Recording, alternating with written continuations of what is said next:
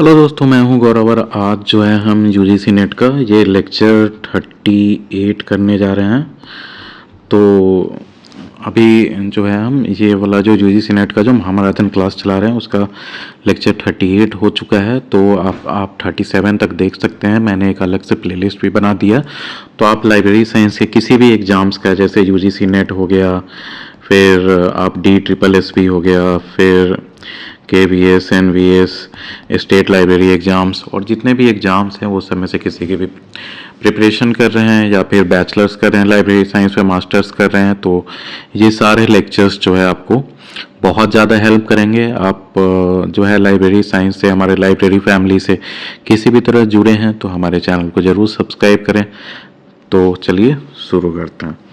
देखो, तो आज का टॉपिक है national information systems and network. तो ये बहुत इंपॉर्टेंट टॉपिक है।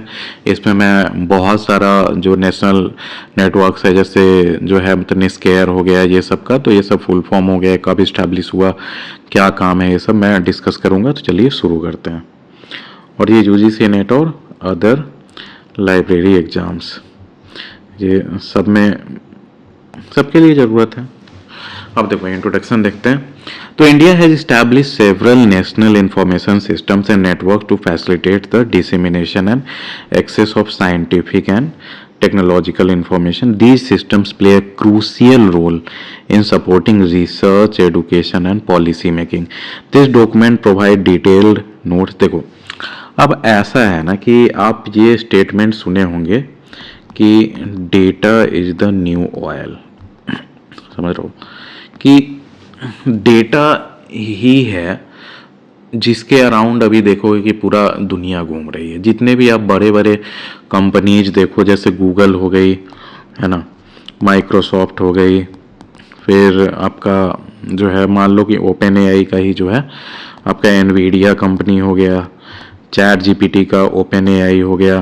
तो ये सारा पे आप देख रहे हो जितनी भी बड़ी कंपनीज है ये सारा डेटा से ही रिलेटेड आपको लग रही होगी, है ना। इवन जो आपका टेस्ला जो इतना $1 ट्रिलियन कंपनी ऑलमोस्ट हो चुका है एलन मस्क का, वो भी आपका डेटा बेस्ड जो कंपनी ही है। क्योंकि वो सुनने में आपको जो है मतलब आपको जैसे कार की कंपनी लगे, लेकिन आप देखोगे कि उसमें पूरा आपका जैसे एक तरह से प्रोसेसिंग जो है उसका सिस्टम बहुत खतरनाक प्रोसेसर लगा हुआ है, चारों तरफ उसके कैमराज लगे हुए हैं, फिर मतलब रडार्स टाइप लगा हुआ है कि आपको कितना डिस्टेंस हो गया, मैपिंग का पूरा सिस्टम लगा हुआ है। तो आप वो एक तरह से चलता फिरता कंप्यूटर है मानो, तो है ना।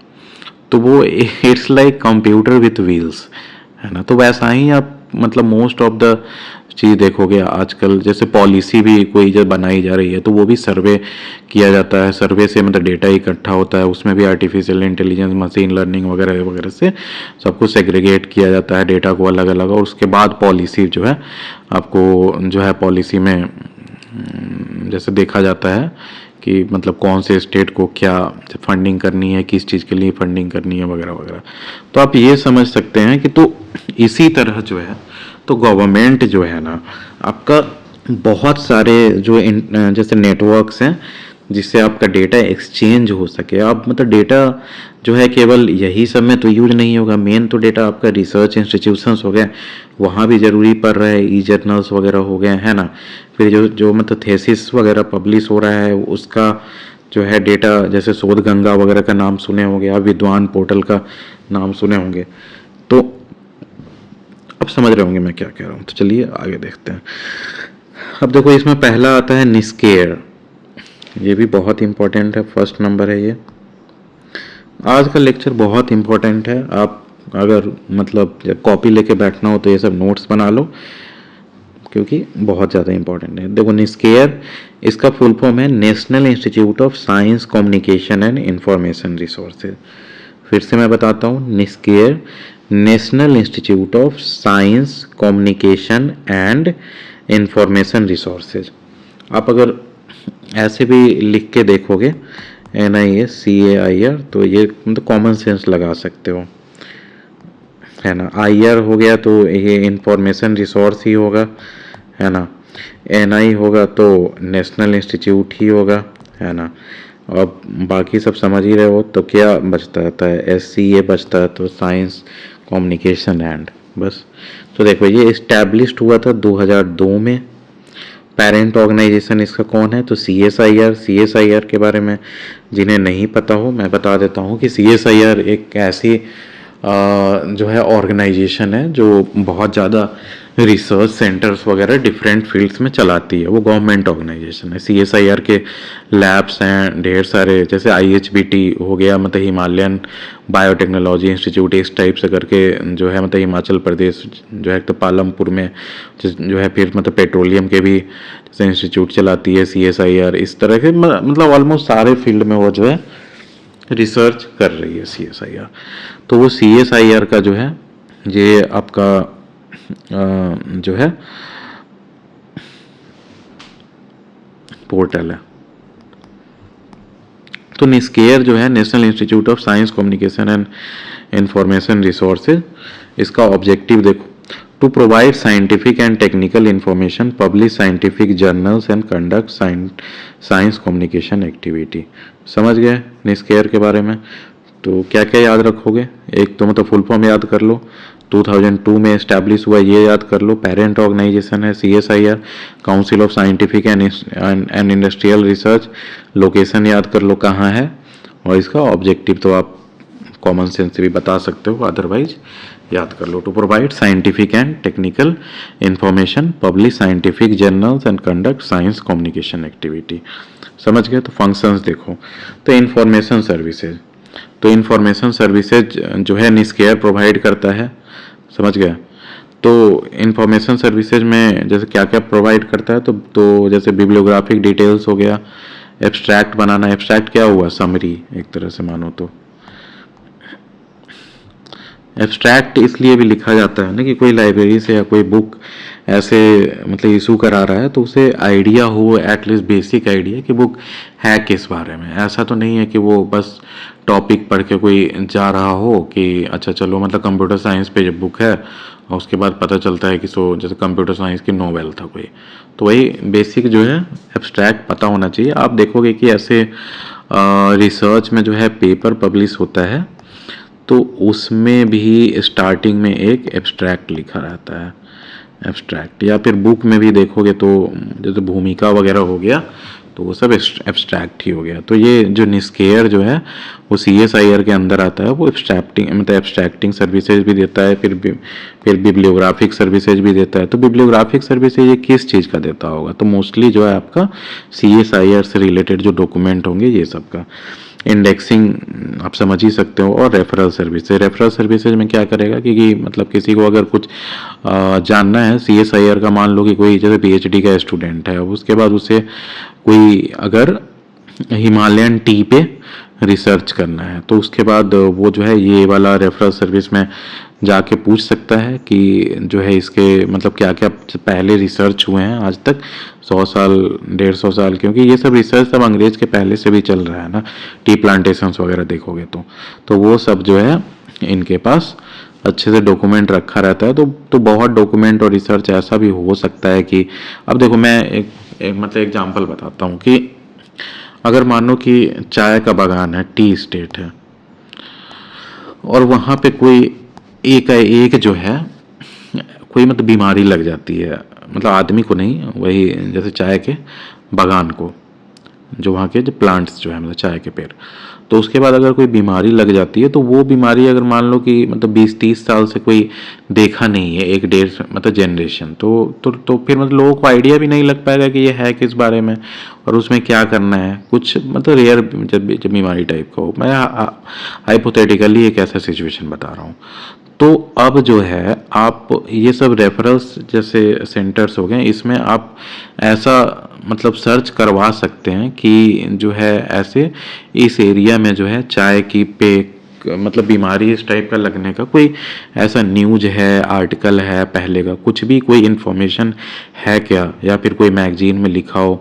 तो फिर ये लोग के पास सारा जो जैसे डेटा होता है उसका अच्छे से बिब्लियोग्राफिक रिकॉर्ड होता है, एब्स्ट्रैक्ट किया हुआ रहता है, समराइज किया हुआ, फिर उसका जो है मतलब इंडेक्सिंग भी अच्छे से किया रहता है। तो ये सब जो है आपको बता सकते हैं कि हाँ एक बार और अंग्रेज के टाइम में मतलब 1800 कुछ में ऐसे हुआ था या 1900 कुछ में ऐसे हुआ था। तो मतलब ऐसे ऐसे मतलब स्टेप्स लिया गया था और इसके लिए ऐसे प्रिकॉशंस लिया गया था। तो ये सब तरह से तो उसका समझ रहे हो कि रेफरल सर्विसेज कितना इम्पॉर्टेंट है। और ये सारे जो है बिब्लियोग्राफिक रिकॉर्ड बनाने फिर मतलब एब्स्ट्रैक्टिंग करना, इंडेक्सिंग वगैरह सब, तो देख लो। तो इसके जो है निस्केयर के जो है जो national institute of science communication and information resources, उसके फंक्शंस में सब आता है। फिर पब्लिकेशंस देखो क्या क्या है, तो रिसर्च जर्नल्स ये पब्लिश करता है, popular science magazines, books and news letters, समझ गए। तो ये निस्केयर एक तरह से पब्लिशिंग हाउस टाइप भी एक्ट करता है। और ये सारा जो है ना रिसर्च फील्ड का ही आपको करेगा।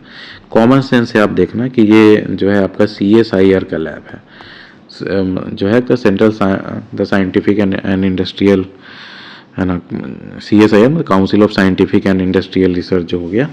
तो इसमें तो ये आपको हाई लेवल रिसर्च होता है, वही मोस्टली ये सब हैंडल करता है। अब मतलब ऐसा नहीं आप सोचो कि मतलब ये जो है एक तरह से धूप बत्ती पे पूरा रिसर्च कर रहे होंगे। हो सकता है कि धूप बत्ती वो उनके यहाँ जो वेस्ट बच जाता होगा उसके लिए यूज करे। मतलब ये सब जो है मतलब छोटा मोटा जैसे रिसर्च मतलब स्टूडेंट लोग वहाँ के लिए वेस्ट को ही अच्छा चीज़ में कन्वर्ट करने के लिए यूज करें, लेकिन ऐसे वो लोग जो है हाई लेवल रिसर्च करते हैं। अब देखो रिपोजिटरी जिनके पास है, तो रिपोजिटरी किसको कहते हैं, जहां आप जो है स्टोर करके रखते हैं पुराना डॉक्यूमेंट्स वगैरह। तो host India's national science digital library NSDL, तो ये भी इम्पोर्टेंट है, आपको एग्जाम में पूछा जा सकता है कि India national science digital library जो है, जो NSDL जो है वो कौन होस्ट करता है, तो ये निस्केयर होस्ट करता है एंड सेवरल अदर रिपोजिटरी, समझ गए। अब ट्रेनिंग प्रोग्राम्स भी कंडक्ट कराता है ये, offers training in library and information science, science communication and related fields. अब तो कई important facts, NISCAIR publishes Indian journal of chemistry, ये याद कर लो कौन। फिर Indian journal of experimental biology and many other prominent journals, ये भी इंपॉर्टेंट है निस्केयर के लिए। ये provides access to vast repository of Indian scientific knowledge, समझ गए।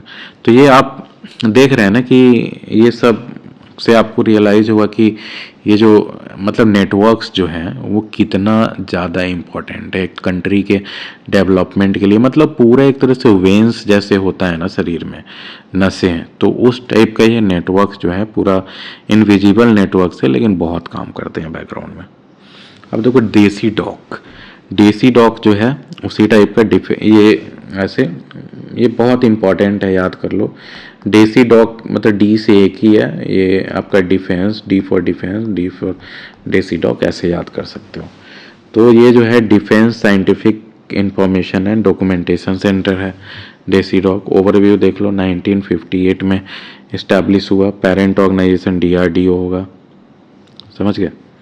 लोकेशन न्यू दिल्ली, ऑब्जेक्टिव है to meet the information needs of DRDO scientist and to provide technical information services, तो समझ गए। जैसे स्पेशल लाइब्रेरीज के बारे में आप पढ़े होंगे और मैंने भी पहले पढ़ाया है कि स्पेशल लाइब्रेरी जैसे होता है ना कि तो जनरल लाइब्रेरी नहीं होता है, एक जैसे एकेडमिक जो लाइब्रेरी हुआ आपका कॉलेज का हो गया, स्कूल लाइब्रेरी आपका स्कूल का हो गया, लेकिन स्पेशल लाइब्रेरी जो हुआ वह स्पेशल सेंटर्स का होता है। मान लो कि जैसे आपका DRDO हुआ, इसरो हुआ, या फिर मान लो ICAR है, FRI है, सब क्या हुआ, जैसे ये मतलब defence research and development organisation, Indian space research organisation, Indian council of agriculture research, forest research institute, तो ये सब समझ रहे हो, ये सब अपने अपने डोमेन का है। फिर जैसे बार्क हो गया, भाभा एटॉमिक रिसर्च सेंटर, तो ये सब में आपका नोवेल का पूरा भंडार लगा दिया जाए तो उससे कोई फ़ायदा होगा नहीं ना। तो वैसे ही जो है, तो ये सब में जो है ना आपका स्पेशलाइज्ड लाइब्रेरी की ज़रूरत रहती है। जैसे बार्क हो गया, एटॉमिक रिसर्च सेंटर है, तो इसमें न्यूक्लियर से रिलेटेड बुक्स ज़्यादा रहेंगे। DRDO हो गया, defence research and development organisation, तो इसमें डिफेंस से रिलेटेड बुक्स, रिसर्च पेपर सब ज़्यादा रहेगा। इसरो हो गया स्पेस का, तो इसमें स्पेस साइंस से रिलेटेड जो भी जर्नल्स वगैरह पब्लिश हो रहा है, नए टेक्नोलॉजीज, पेटेंट्स, तो ये सब का इन्फॉर्मेशन ज़्यादा रहेगा। Indian council of agriculture research में एग्रीकल्चर से रिलेटेड, FRI जो हुआ फॉरेस्ट रिसर्च इंस्टीट्यूट, तो इनसे इसमें वन विभाग से related, forest survey of India से रिलेटेड, तो ये सब जो हो गया मतलब सिमिलर चीज़ सब थोड़े बहुत रह सकते हैं, लेकिन इंटायरली अब आप फॉरेस्ट रिसर्च इंस्टीट्यूट में आप न्यूक्लियर साइंस का बुक खोजोगे तब तो कोई सेंस नहीं निकलता है ना, तो उसी टाइप का है। तो ये सब इसीलिए मैं कह रहा हूँ, तो ये सब जैसे CSIR का अपना नेटवर्क टाइप जो हो गया, जैसे निस्केयर हो गया, फिर मतलब DRDO का अपना जो एक तरह से नेटवर्क हो गया, डेसीडॉक हो गया, है ना, defence scientific information and documentation centre, तो इसमें आपका जितना भी मतलब डॉक्यूमेंट है वो सब भी स्टोर किया रहेगा। मतलब ये एक तरह से इंफॉर्मेशन सेंटर आपका हो गया कि उस से रिलेटेड जितना भी इंफॉर्मेशन होगा वो जो है वहाँ पे स्टोर आपको रहेगा, और वो एक तरह से लास्ट बचता है कि उनके पास तो होगा ही, क्योंकि उनका काम है स्टोर करना, समझ रहे हो ना। तो ये आपको अब धीरे धीरे क्लियर हो रहा होगा कि इंफॉर्मेशन सेंटर्स है क्या। नहीं तो मतलब निस्केयर हो गया, डेसीडॉक हो गया, जैसे मिडल आर्ट्स वगैरह ऐसे करके है, तो ये सब लोग जैसे पढ़ जाते हैं उसके बाद पता ही नहीं होता है कि इंफॉर्मेशन नेटवर्क है क्यों मतलब क्या यूज है, क्यों बनाया गया है ना। देखो आप, तो इसका फंक्शन देखो डेसीडॉक का, तो इंफॉर्मेशन सर्विसेज में जो है technical reports, monographs, conference proceedings and online databases.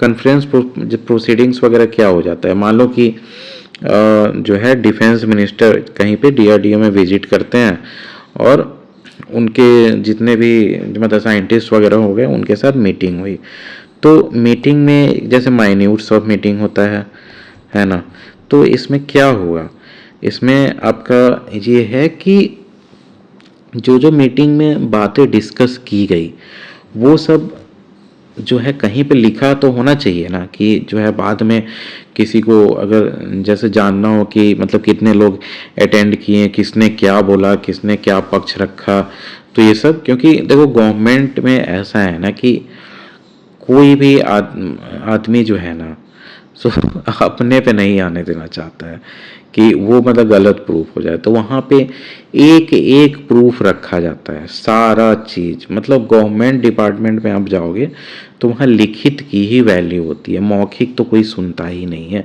अब मौखिक रूप में बोल दो कि जो है उसने मेरे को जैसे थप्पड़ मार दिया, लेकिन तो आपको मतलब बोल के क्या फ़ायदा, कुछ मतलब कोई फ़ायदा नहीं। लिखित में आप अगर किसी को दोगे तभी कार्रवाई होगी, है ना।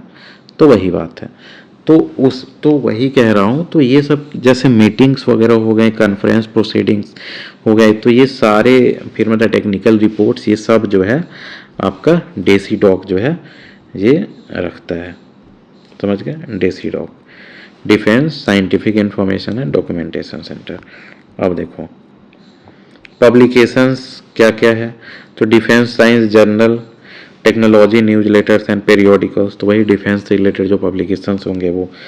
लाइब्रेरी सर्विसेज देखो, मेंटेन्स है specialised library for defence related research, समझ गए। तो ये देख रहे हो इसमें स्पेशलाइज लाइब्रेरी, मतलब यहाँ पे भी जो है ये आपका स्पेशल लाइब्रेरी है। अब ट्रेनिंग प्रोग्राम्स प्रोवाइड करता है ये DESIDOC, provide training in library automation, digital libraries and information management. अब देखो इंपॉर्टेंट फैक्ट्स, इसमें भी आप जा सकते हो, अगर इसकी वैकेंसी आती है तो ये मत सोचो कि इसमें इंजीनियर्स जाएंगे, ये सब का भी जो है इंफॉर्मेशन सेंटर तो कोई लाइब्रेरियन ही हैंडल करेगा ना। ठीक है, अब देखो इंपॉर्टेंट फैक्ट देखो, DESIDOC defence science journal is a leading source of research in defence technology, समझ गए। तो डिफेंस साइंस जर्नल अगर कहीं पे पूछा जाता है कि किसके द्वारा पब्लिश किया जाता है, तो ये डेसीडॉक द्वारा पब्लिश किया जाता है। It plays a critical role in dissemination of defence related scientific information in India, समझ गए। अब देखो डिफेंस सेक्टर में आप केवल DRDO ही मत सोचो, अभी मान लो कि अगर 1-2 साल के बाद 50,000 प्लस हमारे यहाँ के डिफेंस सेक्टर के स्टार्टअप्स ग्रो होते हैं, तो उन्हें भी तो जो है मतलब डिफेंस से रिलेटेड पूरा न्यूज़ चाहिए ना, और जो है एक तरह से क्या क्या रिक्वायरमेंट है आर्मी की ये सारा डिटेल्स चाहिए, तो वो सारा जो है आपको डेसीडॉक से ही कांटेक्ट करेंगे। आप देखो सेंसडॉक क्या है, ये थर्ड है। तो अब 2 देख लिए, निस्केयर, डेसीडॉक, अब है सेंसडॉक। सेंसडॉक है social science documentation centre. Social science documentation centre क्या हुआ, तो आपका ये किसके अंदर आता है, तो वो जैसे आपका था डेसीडॉक किसके अंदर आता था, तो डीआरडीओ के अंदर आता था। फिर निस्केयर किसके अंदर आता था, तो सीएसआईआर के अंदर आता था। तो वैसे ही ये जो है आपका Indian council of social science research जो है आईसीएसएसआर, उसके अंदर आता है सेंसडॉक। तो कैसे याद करोगे, तो देखो सोशल साइंस डॉक्यूमेंटेशन सेंसर है ना, सोशल साइंस डॉक्यूमेंटेशन सेंटर, तो ऐसे नाम से ही आपको लगता है कि सोशल साइंस रिसर्च के अंदर ही आता होगा ये, तो आईसीएसएसआर के अंदर आता है। अब देखो इसका भी लोकेशन जो है आपका न्यू दिल्ली है। ऑब्जेक्टिव क्या है इसका, to provide information support to social science researchers in India. Functions उसी टाइप का है जैसे द इंफॉर्मेशन सर्विसेज वहाँ होता था, bibliographic abstracting and indexing services for social science literature, जैसे उसमें निस्केयर में वैसे ही मतलब publication, bibliography, directory, research reports and newsletters ये भी पब्लिश करते हैं। लाइब्रेरी सर्विसेज में maintains a comprehensive library of social science resources. Data services भी provide access to data set for social science research. आपको सोशल साइंस कुछ करना है, उस पर आप रिसर्च कर रहे हो, मान लो कि वही जैसे मतलब सोशियोलॉजी पे रिसर्च कर रहे हो, आपको अगर देखना है कि इंडस वैली सिविलाइजेशन से आज तक जो है क्या क्या सिमिलैरिटीज हमारा जो जो यूज हो रहा है, जो उस समय मतलब जिस मेथड से कोई काम करते थे आज भी वही मेथड से कोई काम कर रहे हो, तो ये सब देखने के लिए आपको अगर रिसर्च पेपर्स चाहिए हो, जो भी मतलब पहले भी ये सब फील्ड में बहुत लोग काम किए होंगे, तो रिसर्च पेपर्स या फिर और भी मतलब फोटोग्राफ्स इस टाइप के डॉक्यूमेंट्स, तो ये सारा जो है आप सेंसडॉक से ले सकते हैं। देखो SENSDOC is pivotal in supporting social science research in India through its extensive information services. समझ गया। अब देखो एनविस, तो जैसे सेंसडॉक था तो वैसे एनविस है। तो एनविस का पेरेंटल ऑर्गेनाइजेशन कौन है, तो एनविस देखो सुन के ही लग रहा होगा एनवायरनमेंट से रिलेटेड है, तो ministry of environment forest and climate change, MOEFCC। वही तो ministry of environment forest and climate change जो है उसका जो ये जो नेटवर्क टाइप हुआ उसको एनविस कहते हैं, एनवायरमेंटल इंफॉर्मेशन सिस्टम। समझ गए। ये इस्टेब्लिश्ड कब है, तो 1982 का है एनविस। ये भी बहुत इंपॉर्टेंट है। ये सब मैच द फॉलोइंग में बहुत ज़्यादा पूछा जाता है। अब देखो तो जब पेरेंट ऑर्गेनाइजेशन समझ गए, लोकेशन इसका भी न्यू दिल्ली है। Objective to provide environmental information and support environmental management and decision making. समझ गया।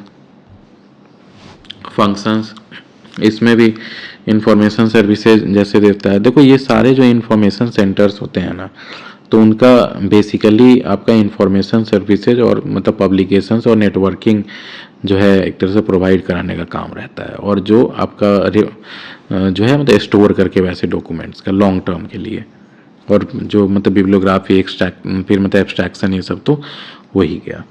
तो इंफॉर्मेशन सर्विसेज, तो इन्वायरमेंटल डेटाबेसेज, इन्वायरमेंट से रिलेटेड आपको कोई डेटाबेस चाहिए हो, जैसे कोई जो है मतलब पेड़ है कोई, तो उसका जैसे खास वैरायटी है, मान लो कि एक मेपल का पेड़ होता है। मेपल पता है किसको कहते हैं, जो कनाडा के फ्लैग पे जो आप देखे होगे कि ऐसे ऐसे करके मतलब रहता है बस पत्ता, तो वो जो है एक तो मेपल का जो है पत्ता होता है, बहुत अच्छा दिखता है वो लीव्स। तो वो हिमाचल प्रदेश में भी उत्तराखंड में भी हाइट पे होता है, तो उसमें भी सब वैरायटीज है। तो अगर आप ये सब जो है मतलब डेटा चाहिए हो कि जो है एक तरह से कितने तरह के मेपल के वैरायटी इंडिया में है, कितने हाइट पे कौन सा है, फिर जो है उसमें फिर मतलब मेपल का जो है बहुत जो है मतलब कटाई भी हो रहा है। क्यों कटाई होता है, क्योंकि जैसे बुद्धिस्ट लोग जो हैं जैसे तिब्बतन बुद्धिज़्म में बहुत बार उसका जो मतलब मेपल का जो पेड़ होता है उसमें जो गांठ अगर कहीं पे है ना, तो वो गांठ काट के ले जाते हैं, उससे वो जो है कुछ बनाया जाता है वहाँ पे उसी जैसे लकड़ी से, तो उसका मतलब स्मगलिंग बहुत ज़्यादा होता है। तो ये सब रिलेटेड देख रहे हो, तो फिर ये सब आपको डीप है ना जैसे नॉलेज जैसे इसी फील्ड का, तो ये सब आपको नॉर्मल जगह नहीं मिल सकता है, नॉर्मल लाइब्रेरी में या फिर इंटरनेट पे। तो ये जो है आपको ये सब जो एनवीस वगैरह हो गया इनके पास ही जाना पड़ेगा, क्योंकि इन्वायरमेंटल डेटाबेस जो है सब जगह से कलेक्ट करके इनके पास रहता है। News letters and information bulletins, अब देखो publications, environmental data directory, status reports and thematic bulletins. Network देखो consists of several NV centers across India focusing on various environmental themes. Public awareness का भी काम करते हैं, conducts environmental awareness programmes and training. अब देखो इंपॉर्टेंट फैक्ट्स देखो, ENVIS plays a significant role in disseminating in environmental information and supporting sustainable development. It provides critical data for researchers, policy makers and the public. आ गया समझ में? अब देखो इनफ्लिबनेट, ये बहुत इंपॉर्टेंट है, जो मैं हमेशा पहले भी डिस्कस किया हूँ। इनफ्लिबनेट आपको मैंने इतने बार बताया है कि ये यूजीसी के अंदर आता है, यूनिवर्सिटी ग्रांट्स कमीशन के अंदर, समझ गए। और ये 1991 में इस्टेब्लिश हुआ था। एक और तथ्य चलो बता देते हैं, ये एक लाइब्रेरी सॉफ्टवेयर भी डेवलप किए हुए हैं जिसका नाम है सोल। देखो तो INFLIBNET information and library network establish कब हुआ, तो 1991 में। पेरेंट ऑर्गेनाइजेशन कौन है इसका, तो यूनिवर्सिटी ग्रांट्स कमीशन जो है इसका पेरेंट ऑर्गेनाइजेशन है। लोकेशन तो गांधीनगर गुजरात में है इसका लोकेशन यूजीसी का, ये आप याद कर लेना ध्यान से, क्योंकि बाकी सबका मैंने देखा है तो उसका नई दिल्ली है। Objective to facilitate academic communication and resource sharing among Indian universities and research institutions, समझ गया। फंक्शंस में सेम उसी टाइप का होगा कि इंफॉर्मेशन सर्विस प्रोवाइड करता है, access to scholarly database, electronic resources and union catalogues. Publication जो है research report, newsletters and users manual से करता है, ये बहुत इंपॉर्टेंट है, ये याद कर लो। शोध गंगा, ई शोध सिंधु और विद्वान जो पोर्टल है ये बहुत इंपॉर्टेंट है। देखो तो प्रोजेक्ट्स जो है इनफ्लिबनेट के मतलब क्या क्या लिए हुए हैं, तो शोध गंगा, शोध गंगा, शोध गंगा क्या है, तो इंडियन थीसिस रिपोजिटरी है, जो मतलब पीएचडी का जो थीसिस होता है ना, जितने भी रिसर्च जो हो रहा है तो वो सारा जो है आपको शोध गंगा पे मिल जाएगा डिजिटल फॉर्म में। तो ये थीसिस का रिपोजिटरी है, ऐसे आप याद कर लो शोध गंगा। शोध मतलब क्या होता है, तो यही मतलब रिसर्च, तो रिसर्च का थीसिस कहाँ पे मिलेगा, तो शोध गंगा पे मिलेगा, समझ गए, ये आपको याद हो गया। अब ई शोध Sindhu, consortium for E resources, तो ई शोध सिंधु जो है, तो ई रिसोर्सेज वगैरह जो हो गया ना, जर्नल्स वगैरह हो गया, ये सब टाइप का, ई मैगजीन्स हो गया, ई बुक्स हो गया, तो ये सब का कंसोर्शियम एक बनाए हुए हैं कि वहीं पे आपको एज अ ग्रुप जो है वो लोग डिसाइड करते हैं, कुछ खरीदते हैं, पब्लिश करते हैं, ये सब। तो ई शोध सिंधु जो है आप याद कर लो, कंसोर्शियम फॉर ई रिसोर्सेज है, समझ गए। और विद्वान, विद्वान जो है ना ये बहुत इंपॉर्टेंट है, याद कर लो। विद्वान जो है आपका मान लो कि जितने भी साइंटिस्ट हैं इंडिया में, तो उसका डेटाबेस जो बनाया जाता है, तो वो एक डेटाबेस बनाया हुआ है कि अगर मान लो कि आप कुछ नीम पे मान लो कि रिसर्च शुरू कर रहे हो, तो नीम पे रिसर्च करोगे तो आप अगर जानना चाह रहे हो कि और जो है मतलब क्या क्या लोग मतलब काम किए हैं इस पे, मतलब किस किस सेक्टर में काम किए हैं, प्रोडक्ट डेवलपमेंट पे भी काम किए हैं क्या, नीम सीड ऑयल पे भी कितना काम हुआ है, नीम का जो लीव्स हुआ उस पे कितना काम हुआ है, नीम का जैसे जो होता है उसका मेन मतलब ऑयल में जो है एक जो मतलब केमिकल होता है एजाडिरेक्टिन, उस पर बहुत रिसर्च चल रहा है आपका। बायो पेस्टिसाइड्स हो गया, फिर नीम कोटेड यूरिया, तो मतलब देख रहे हो कितना ये मतलब डीप है। तो इसी में से कोई एक सेक्टर पे अगर आप भी रिसर्च करना चाहते हो, तो अगर आप चाहोगे कि पहले जो जो लोग इस पे रिसर्च किए हैं उनसे मैं कांटेक्ट कर सकूं, तो आप जो है विद्वान पोर्टल पे जाके जो है ऐसे लोगों से कांटेक्ट कर सकते हैं, उनका इन्फॉर्मेशन आपको मिल सकता है, और उनसे ईमेल हो गया या फिर जो जो इन्फॉर्मेशन वो लोग मतलब शेयर करना चाहे होंगे वो सब मिल जाएंगे, और उनसे आप कांटेक्ट कर सकते हो, समझ गए। तो ये जो है आपका इनफ्लिबनेट जो है यूजीसी का के अंडर जो आता है वो मतलब उनका ये सब पोर्टल बनाया हुआ है। ट्रेनिंग प्रोग्राम देखो, workshop, seminars and training in digital library technologies. अब देखो Important facts.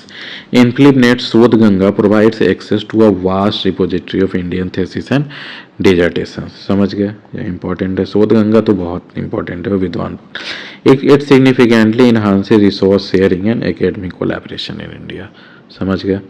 अब देखो डेलनेट, ये भी बहुत इम्पोर्टेंट है। डेवलपिंग लाइब्रेरी नेटवर्क, डेलनेट का फुल फॉर्म होता है डेवलपिंग लाइब्रेरी नेटवर्क।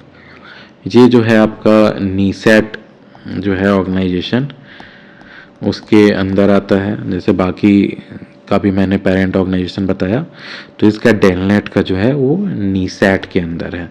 नीसेट क्या है? तो national information system for science and technology. समझ गया, national information system for science and technology NISSAT है। उसके अंडर 1988 में डेलनेट डेवलपिंग लाइब्रेरी नेटवर्क जो है वो इस्टेब्लिश किया गया था। ये सारा देखोगे ना तो आप इस टाइप का वो 1990s के आसपास मिलेगा या 2000 के आसपास, क्योंकि तभी जो है इंटरनेट उसका पेनेट्रेशन जो है और ये सब टेक्नोलॉजीज फाइल ट्रांसफ़र प्रोटोकॉल वगैरह ये सब जो है शुरू हुआ था। अब देखो, तो इसका भी लोकेशन न्यू दिल्ली हो गया। To promote resource sharing among libraries and provide network library services. समझ गए। तो नेटवर्क लाइब्रेरी सर्विस में क्या हो गया? जैसे इंटर लाइब्रेरी लेंडिंग हो गया, फिर जो है ऑनलाइन कंसोर्शियम बना के कुछ जैसे पब्लिश अगर किया जा रहा हो तो ये सब हो जाता है। तो फिर से देख लो, डेलनेट जो है डेवलपिंग लाइब्रेरी नेटवर्क 1988 में इस्टेब्लिश हुआ। पेरेंट ऑर्गेनाइजेशन है national information system for science and technology NISSAT. देखो फंक्शंस में फिर से देख लो इसमें क्या क्या है। तो यूनियन कैटलॉग्स जो हो गया उसका इंटर लाइब्रेरी लोन, जैसे मैंने बताया इसमें देख रहे हो ऑब्जेक्टिव जो है प्रोवाइड नेटवर्क लाइब्रेरी सर्विसेज। तो इसमें मैंने भी बताया था इंडियन तो ये इंटर लाइब्रेरी लोन हो गया। और डॉक्यूमेंट डिलीवरी सर्विसेज जैसा मैंने पहले से डिस्कस किया है पहले के लेक्चर्स में, डॉक्यूमेंट डिलीवरी सर्विसेज वगैरह पहले CAS हो गया, फिर SDI selective dissemination of information, फिर आपका और भी आ जाता है ना डॉक्यूमेंट डिलीवरी सर्विसेज, ये सब बहुत तरह के हैं। अब देखो पब्लिकेशंस क्या क्या है, directory, union catalogues, news letters, ये सब नेटवर्क देख लो। तो ये बहुत बड़ा है दिल्ली लाइब्रेरी, सॉरी मतलब डेवलपिंग लाइब्रेरी नेटवर्क जो है। तो connects over 7000 library across India and other countries. तो ये डेलनेट जो है ना ये बहुत इम्पॉर्टेंट है, आप याद कर लो। इसका ईयर भी याद करें ना 1988। देखो ट्रेनिंग प्रोग्राम्स है, workshop trainings in library networking and information technology. The DELNET facilitate seamless access to a vast pool of library resources. समझ गए, आप सारे लाइब्रेरीज को अगर कनेक्ट कर देते हो तो आप दूसरे लाइब्रेरी का भी जो है आप देख सकते हो कि उनके पास क्या क्या बुक्स है, क्या क्या रिसोर्सेज है, और उस अनुसार इंटर लाइब्रेरी लेंडिंग वगैरह के थ्रू आप ले सकते हो। It is instrumental in promoting library cooperation and resource sharing. तो लाइब्रेरी कोऑपरेशन और रिसोर्स शेयरिंग के लिए जो है डेलनेट जो है इंडिया का सबसे बड़ा नेटवर्क है। अब देखो NIC नेट, ये भी बहुत इंपॉर्टेंट है। NIC तो आपको पता ही होगा कि नेशनल इंफॉर्मेटिक्स सेंटर जो है ये आपको गवर्नमेंट ऑफ इंडिया के अंदर आता है, जो बहुत खतरनाक जो वेबसाइट सब होता है वो। तो इसका पेरेंट ऑर्गेनाइजेशन है नेशनल इंफॉर्मेशन सेंटर जो NIC जो है, जो आप वेबसाइट देखते होंगे .nic.in करके जो रहता है गवर्नमेंट का, तो वो सब ये हैंडल करता है। नेशनल इंफॉर्मेटिक्स सेंटर नेटवर्क जो है NIC नेट जो है वो NIC के अंदर है। तो इसका भी लोकेशन हो गया New Delhi. Objective to provide ICT infrastructure and support e governance initiatives in India. समझ गया। अब देखो इसका भी जैसे फंक्शंस जो है तो उसमें भी इंफॉर्मेशन सर्विसेज आ जाता है, जिसमें गवर्नमेंट का डेटाबेसेज हो गया उसको मैनेज करना है, E-गवर्नेंस एप्लीकेशंस। मैं एक आपको इंटरेस्टिंग फैक्ट बताता हूँ। जैसे आप अभी जितना भी सुनते होंगे कि आपका जो है जैसे सेबी हो गया तो उसके अंदर NSE का डेटा, मतलब NSE है, BSE और इतना स्टॉक एक्सचेंज सबका डेटा हो गया, फिर आपका बैंकिंग डेटा हो गया। तो बैंकिंग डेटा ये सब सोच रहे हो कितना ज़्यादा सिक्योर रहना चाहिए।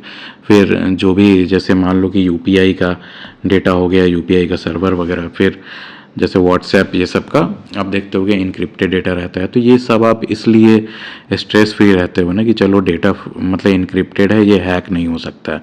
लेकिन जिस तरह से क्वांटम कंप्यूटर्स का आप नाम सुन रहे होगे, क्वांटम कंप्यूटर जो डेवलप हो रहा है, तो उसमें पता है ये आपका किसी भी तरह का इंक्रिप्शन को जो है ब्रेक कर सकते हैं। तो ये हो सकता है कि बहुत जो है जैसे कंट्रीज के पास ये आ भी गया हो और बताते नहीं हो, क्योंकि जो है चाइना भी मतलब क्वांटम कम्युनिकेशन जो होता है सैटेलाइट के थ्रू ये कर रहा है। यूएस में भी लगभग पॉसिबल हो चुका है, इंडिया का भी इस पर रिसर्च चल रहा है।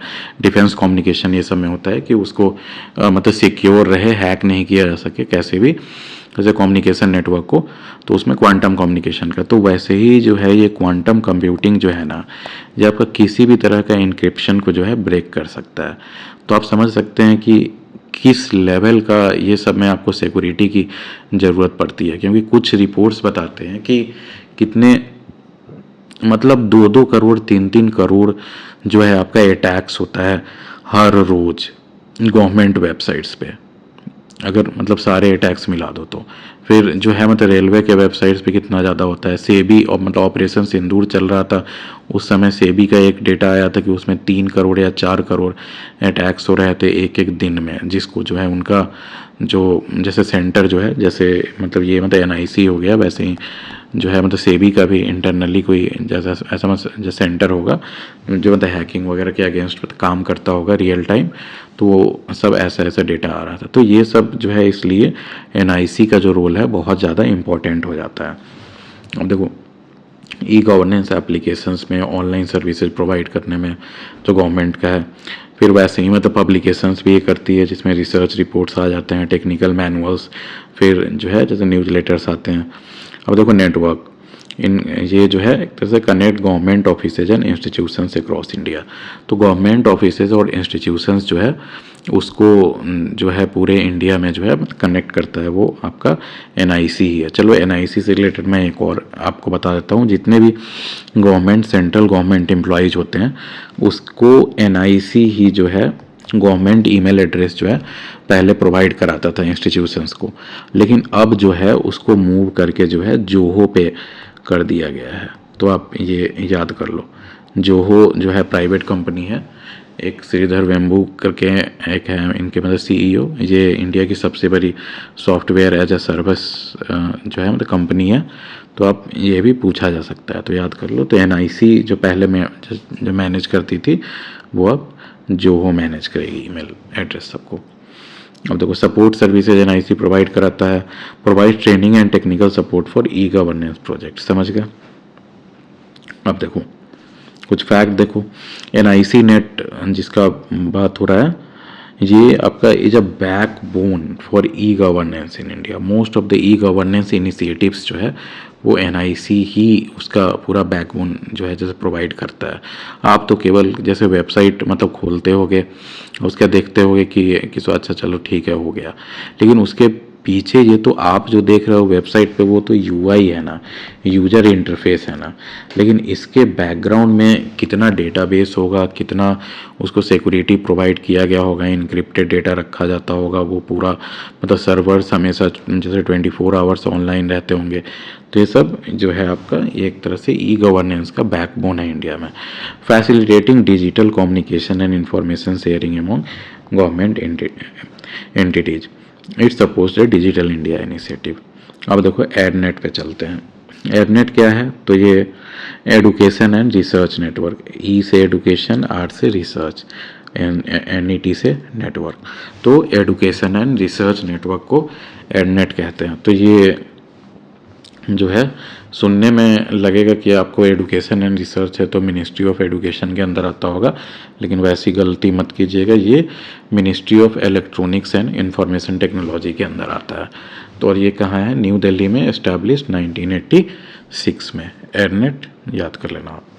तो आप ये चीज़ ध्यान दे रहे होंगे कि ये मोस्ट ऑफ द जो नेटवर्क्स है वो 1990s के आसपास का है, मतलब 1980 से 2000 के बीच का मानो तो, क्यों? क्योंकि उसी समय जो है इंटरनेट पेनेट्रेशन वगैरह धीरे धीरे जो है नेटवर्किंग वगैरह का टेक्नोलॉजी बढ़ने लगा, और इंडिया में भी जो है एलपीजी रिफॉर्म्स आपने सुना होगा, लिबरलाइजेशन, प्राइवेटाइजेशन और ग्लोबलाइजेशन का रिफॉर्म्स लाया गया था, जिसके बाद कंप्यूटर्स वगैरह इंडिया में इंपोर्ट करना थोड़ा ईजी हो गया। तब ये सब जो है इंफ्रास्ट्रक्चर और जो है एक तरह से नेटवर्किंग का डेवलपमेंट ज़्यादा और एक्सपोनेंशियली बढ़ने लगा। अब देखो ऑब्जेक्टिव देखो इसका, to support research and education by providing high speed internet connectivity and networking services. समझ गए? 1986 याद कर लो, education and research network, ministry of electronics and information technology के अंदर। अब देखो फंक्शंस इसका है, information services, internet services, data centres and collaborative platform for research and education. Publications में ये भी वैसे ही करता है, प्रोजेक्ट्स भी ये प्रोवाइड करता है, provides connectivity to academic and research institutions across India. तो ये किसका काम है? तो एडनेट का काम है। ट्रेनिंग प्रोग्राम्स भी कंडक्ट करता है। तो अब देख लो, ERNET was one of the first networks to provide internet connectivity in India. It plays a vital role in supporting research and education through advance network. देखो ये सुनने में लग रहा है कि टू प्रोवाइड इंटरनेट कनेक्टिविटी की यार क्या ही फर्क पड़ता है, लेकिन ये 1990s की बात हो रही है। ये आप जो इंटरनेट देख रहे हो अब 2025 में देख रहे हो, या फिर मतलब 4G भी देख रहे होगे तो वो 10 साल हुए होंगे, लेकिन ये बहुत पहले की बात है। उस समय इंटरनेट कनेक्टिविटी प्रोवाइड करना वो बहुत मुश्किल का काम था। अब देखो नेशनल नॉलेज नेटवर्क, ये क्या है? NKN, तो ये भी बहुत इम्पोर्टेंट है, 2010 में इस्टेब्लिश हुआ था ये। NIC जो है तो इसका भी पेरेंट ऑर्गेनाइजेशन है, नेशनल इंफॉर्मेटिक्स सेंटर, दिल्ली में इसका हेडक्वार्टर है। देखो objective to interconnect institutions of higher learning and research with high speed data communication network. तो वही समझ रहे हो, मतलब जैसे फाइबर ऑप्टिक्स वगैरह हो गया, उसके पहले तो कोएक्सियल नेटवर्क आता था। तो पहले जो बहुत पहले जो यूज होता था वो डायल अप कनेक्शन वगैरह यूज होता था, उसके बाद कोएक्सियल केबल्स पे हम लोग आए, उसके बाद जो है अब देख रहे होगे हर जगह ऑप्टिकल फाइबर केबल्स वगैरह आ चुका है, पूरे गाँव को जोड़ा गया है ना। तो वही high speed data communication network से जो मतलब कनेक्ट किया, ऐसा पूछा जाता है अगर, तो आप नेशनल नॉलेज नेटवर्क पे टिक लगा सकते हो। फंक्शंस देखो, इंफॉर्मेशन सर्विसेज ये जो में मतलब क्या क्या प्रोवाइड करता है, तो हाई स्पीड इंटरनेट करता था, वीडियो कॉन्फ्रेंसिंग जो है गवर्नमेंट डिपार्टमेंट सब में, और कोलैबोरेटिव रिसर्च प्लेटफॉर्म्स। पब्लिकेशंस भी करता है ये, इसका भी जैसे नेटवर्क बहुत बड़ा है, connects over 1500 institutions across India. सबसे बड़ा अभी तक हम लोग कौन देखे थे? तो डेलनेट, वो 7500 या समथिंग था इस टाइम, और अब चेक कर सकते हो और बढ़ गया होगा इसका। Support services provide technical support and training for network users. अब देखो नेशनल नॉलेज नेटवर्क जो है significantly enhances collaboration across academic and research institutions, it support advance research and education through robust network infrastructure. समझ गए? अब ये हमारा last ही चल रहा है लगभग, बायोटेक्नोलॉजी इंफॉर्मेशन सिस्टम नेटवर्क, ये भी बहुत इंपॉर्टेंट है। बायोटेक्नोलॉजी इंफॉर्मेशन सिस्टम नेटवर्क जो है BTIS नेट जो है ये 1987 में लॉन्च किया गया, डिपार्टमेंट ऑफ बायोटेक्नोलॉजी के अंदर, DBT जो है न्यू दिल्ली के अंदर ये है established, to support biotechnology research and development through bioinformatics and computational biology. तो ये सब बहुत इंपॉर्टेंट नेटवर्क्स थे, तो ये सब आप मतलब ज़रूर ध्यान में रखना, क्योंकि ये सब ही मतलब बेसिक लाइब्रेरी साइंस है मानो तो।